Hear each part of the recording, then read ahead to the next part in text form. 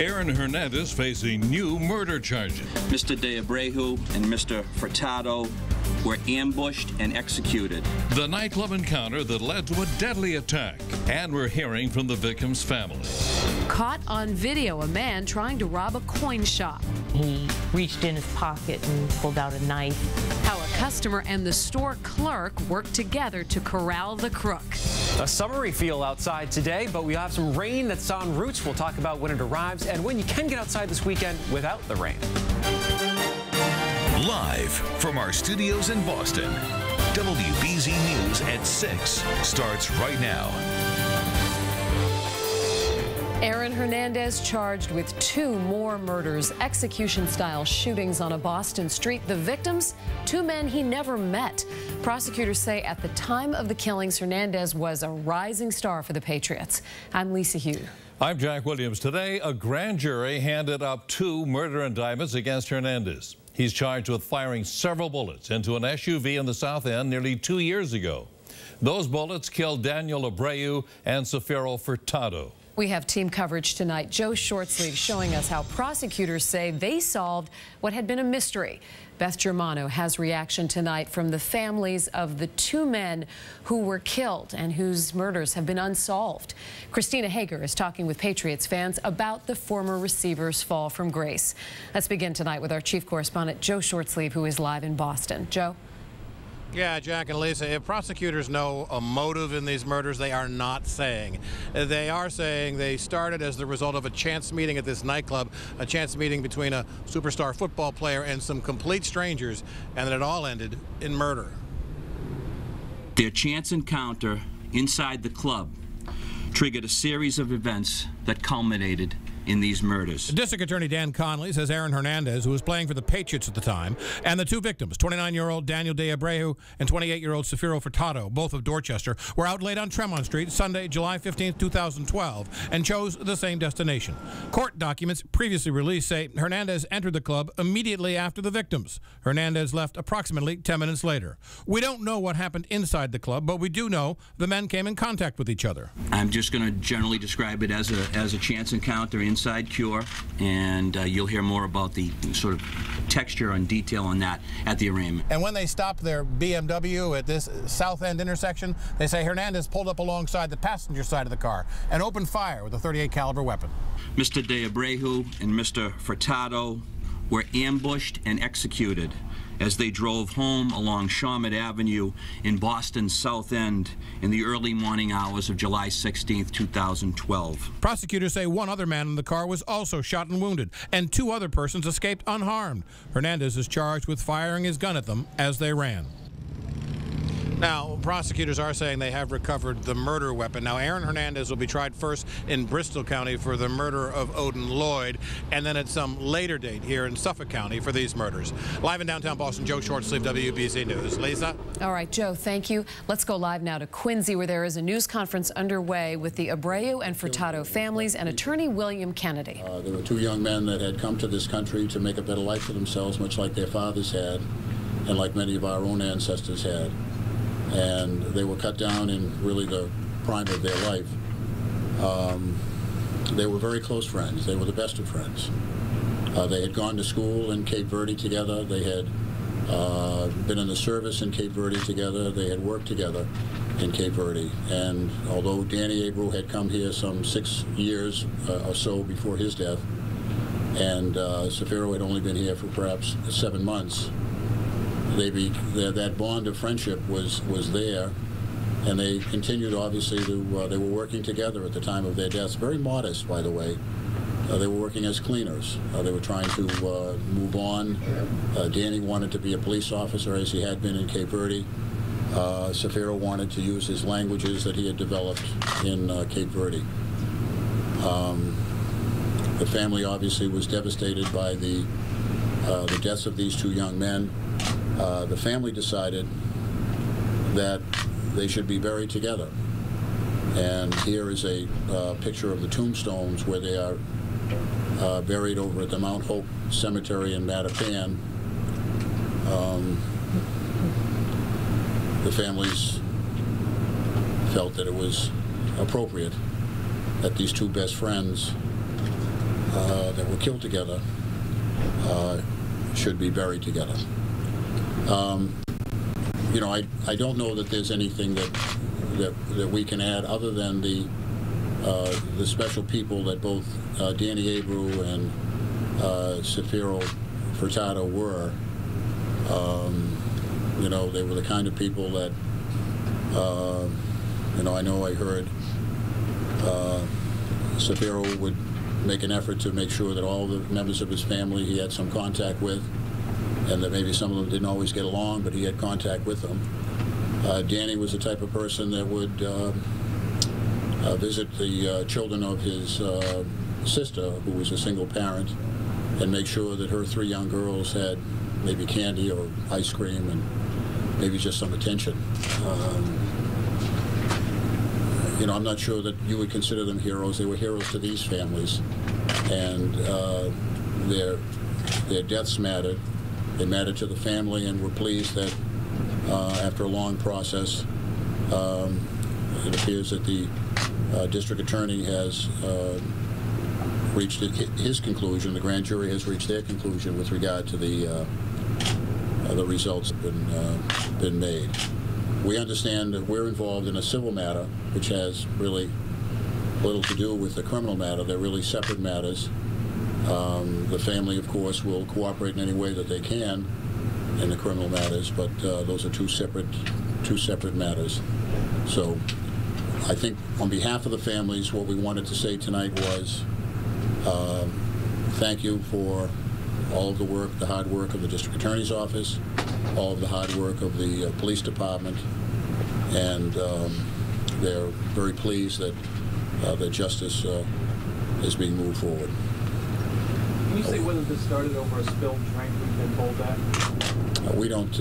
I don't think we have any information on that. I heard District Attorney Conley say that there was some type of encounter, and that there would maybe be further details.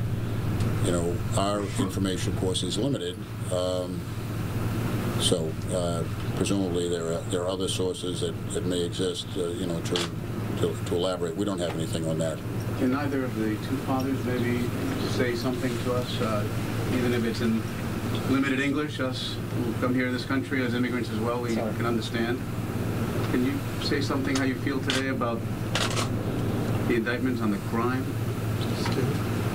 ¿Puede decir algo sobre lo que pasó hoy?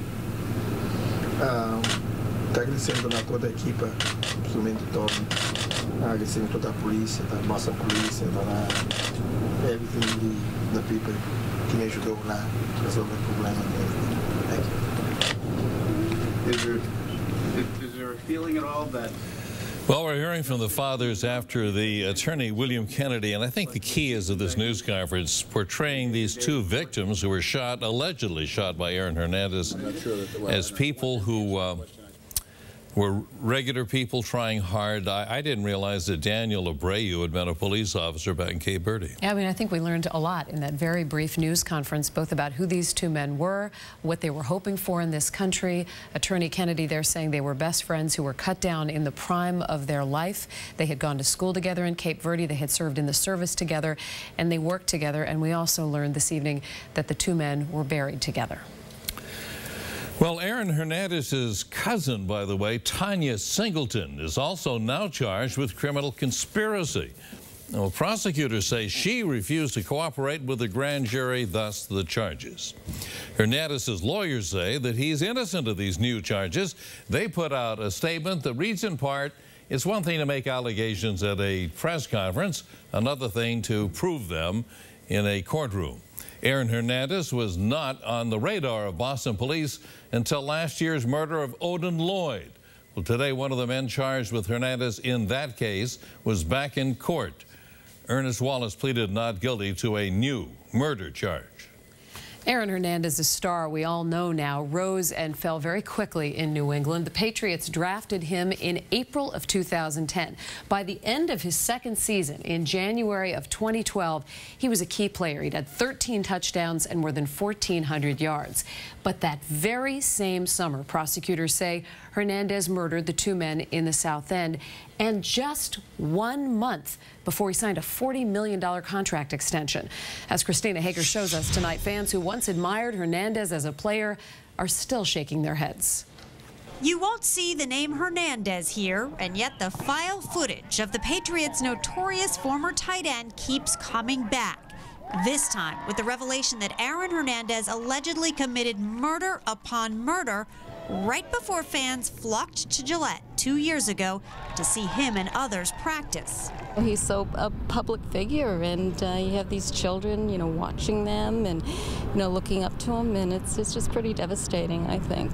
What the district attorney is saying is that Hernandez was the triggerman, allegedly shooting and killing 2 people, and then weeks later reporting for training camp here at Gillette Stadium, and then playing that entire season as a star tight end for the team. 1 month after the alleged murders, he said this.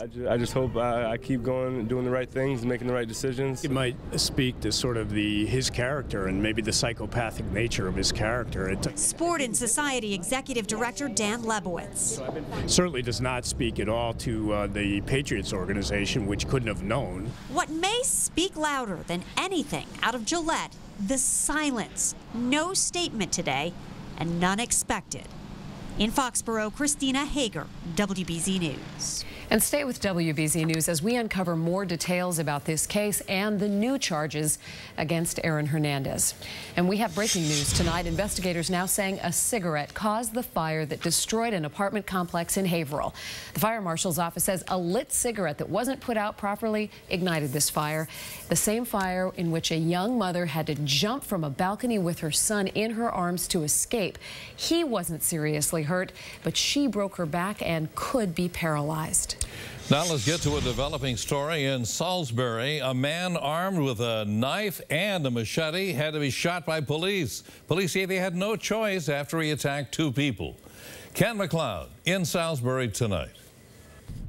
Under a white evidence tent behind a swarm of police, a man's body was sprawled on Cable Avenue deep into the afternoon. I just heard the police yell, "Get down," or whatever, and then I heard the gunshots. That neighbor is talking about what happened just before 1 o'clock when officers answering a domestic dispute call at a house here discovered that a machete-wielding suspect had attacked a man and woman inside. Oh, it's disgusting. What is wrong with people, really? We just hope it's nobody we know. But the suspect's getaway turned deadly when he slammed his car into a responding cruiser. When he got out with a machete, they fired a taser and then dropped him with several shots. This is an investigation that's 3 hours old. Obviously, we will take all the facts that come to us. We'll make our determination. Both of the machete victims are said to have serious wounds, and one was airlifted to a Boston hospital.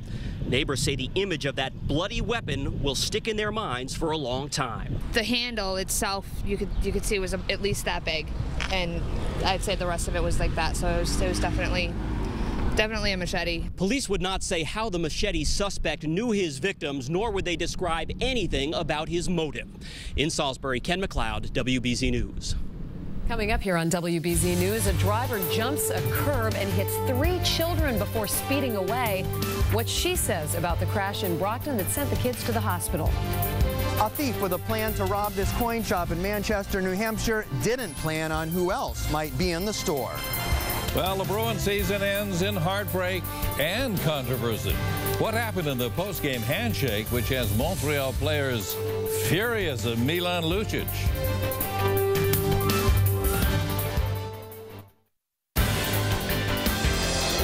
A woman is under arrest tonight after slamming into 3 little children trying to get on a school bus in Brockton. It was all caught on surveillance video. You can see the school bus come to a stop. The children start running to get on the bus, and a red Honda comes from the right, runs right into the kids. An eyewitness says the driver sped up to get past the bus. Somebody was like 3 cars behind the bus, hit 2, 3 cars behind the bus, whipped around it, trying to beat the stop sign for the bus. It was already out, hit the kids. Well, police say the driver was 38-year-old Leandra Boria. She was arrested 1 hour later standing in the street drinking a beer. They say the car was stolen. Boria had no driver's license. By the way, all 3 kids are expected to be okay. Let's turn our attention to the weather, and what we have going on is a little feel of summer outside. Now, usually you get to this time of the season, you start showing the dew point map a little bit more, basically looking at humidity in the air. When you're in the 60s, you feel muggy. When it's in the 70s, it's oppressively humid, especially when it gets into those upper 70s. We're not there yet, but certainly a feel that warmer days are ahead of us. Temperatures in the 70s, and we've had some sunshine. When the sun comes out today, it certainly felt like summer. Some of those clouds breaking apart this afternoon, but they'll fill back in as we head toward tonight. Big sprawling storm system. We've been tracking it for you all week long, barely moving to the east. A front in here channeling all those heavy downpours, and then a little kicker. Look at this little curly Q, almost like a comma head around Iowa, and that's going to help push that a little bit farther off toward the east. Now, the atmosphere has so much water vapor in it right now, a deep connection to the tropics. We have a lot of flood watches out, but they're all to the west. The storm system will lose a little bit of its punch as it moves toward the Boston area. Another part of this, the fact that we've got the warmth here, but look at the chill on the map. It's 77 in Burlington, it's 74 in Orlando, 74 in New Orleans, 60s in Atlanta. Lots of record lows in here behind the storm system. It'll cool us down a little bit, but nowhere near records. Just a change from what we have right now, which is 60s to low 70s. Tonight, mostly cloudy, staying mild. Most towns will stay above that 60-degree mark. And like earlier on this morning, it should be a pretty gray start to the day tomorrow, especially very early on. Still on the warmer side, 63, kind of a clammy feel to the air with that humidity. We'll see some sun breaking out for the midday and afternoon hours. The best chance of seeing that sun will be farthest off toward the east. So I'll show you that to you in a second. And a few scattered showers will start to enter the forecast as we head toward tomorrow evening. So where you get a chance for some more sunshine, you see this corridor, especially around I-95, with some 70s on the map. Farther to the west, a denser area of cloud cover for tomorrow. They'll keep you in the 60s to around 70. As for the rain, when we head toward tomorrow afternoon, there should be plenty of showers across western Mass, but very few as you move toward the eastern half of the state. Heading into the evening, the showers start to creep in toward Metro West. If you have plans, I don't think it's the type of rain that ruins baseball games or practice, but it will be out there, and then the steadier rain moves in overnight. Saturday morning, you can sleep in, but the change to the forecast, a faster movement of this front, which means Saturday afternoon, evening are looking better. Sunday, it's a good morning, but then showers will be sprouting up as we head toward the afternoon. Rain totals heaviest to the Berkshires, not talking about big totals in Metro Boston, a quarter inch to a half inch, just enough to water the lawn. And again, to dodge the rain, best time to be outside this weekend, it's the afternoon and evening on Saturday and the morning on Sunday. And we'll just be dodging some spotty showers as we head towards Sunday afternoon. And in terms of daylight, by the way, I just showed you that beautiful sunset shot. 8 o'clock, the sunset tomorrow. It'll stay that way until August 4th. So here's your AccuWeather 7-day forecast. You see the cool down back into the 60s as we head toward the start of next week. A few showers and storms there, especially Monday and Tuesday. Jack, Lisa, back to you. All right, Eric, thank you. A lot of hot tempers after last night's game, it sounded like. Yeah, well, you know, it was just fun, disappointing. It really was. I mean, the fans just left in a heartbeat. They were just gone. It's a tough game to watch, especially Game 7 at home. Bruins finished the regular season with the best record in hockey. They cruised past the Red Wings in the first round of the playoffs. They had a 3-2 series lead over Montreal and then flat out blew it. And just like that, their season is over. Yeah, it's very disappointing. You know, I think this we had a great opportunity here this year, and you know, it's frustrating when it doesn't all come together. Our goals, which were much higher than obviously finishing in the second round. So of course it is disappointing. Far from, you know, being where we would like to go, and definitely not happy with the result. It sucks. It sucks, you know, the high expectations. We wanted to get back there, and, you know, we felt like we had a good enough team to win, and we didn't. Well, that was a frustrated Milan Lucic right there, who was also in the middle of a war of words with Dale Weiss and Alexei Yemlin during the handshake line. Luch having exchanges with both guys. Afterwards, Weiss said Luch had some disrespectful things to say. Bees Winger said, give me a break, will you? Set on the ice, so it'll stay on the ice. So if he wants to be a baby about it, he can make it public. A lot of them had a lot to say about disrespect, that from the flexing of the water, but they were motivated by that, and they felt that fueled them. Disrespect, I don't know what they're talking about, disrespect. Having a goal celebration, what kind of disrespect is that? Yeah, you know, he is not a happy camper. And the Red Sox lost to the Twins today, 4-3 in extra innings. You're full of good news. I know. Over there? There's always tomorrow. Okay. Well, still to come, chased out of the store, the fortunate coincidence that helped a clerk scare off a robber who had a knife.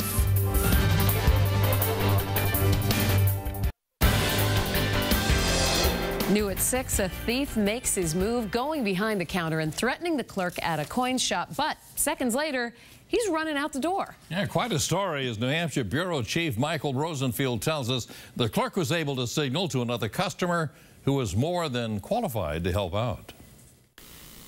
A man with a surgical mask walking into Bob's Coins of Manchester, immediately causing concern for clerk Pauline LeClaire. He came down and he had a mask on, said he was had bad allergies.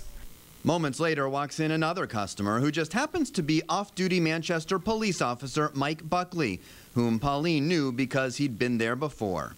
And we kind of looked at each other like, you know, this just doesn't look right and doesn't feel right.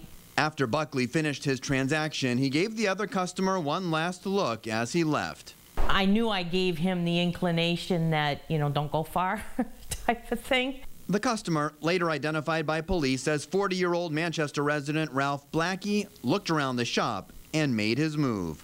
And then he reached in his pocket and pulled out a knife, and he came around the corner and stated, you know, give me your money. I just yelled, call police, and that was it.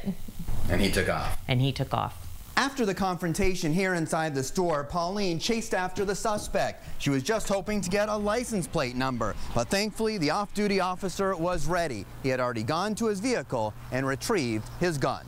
He yelled to the man, stop, you know, I'm a off-duty police officer. Blackie was arrested and charged with armed robbery. Oh my God, I'm so thankful for Mike. He was my guardian angel. In Manchester, New Hampshire, Michael Rosenfield, WBZ News.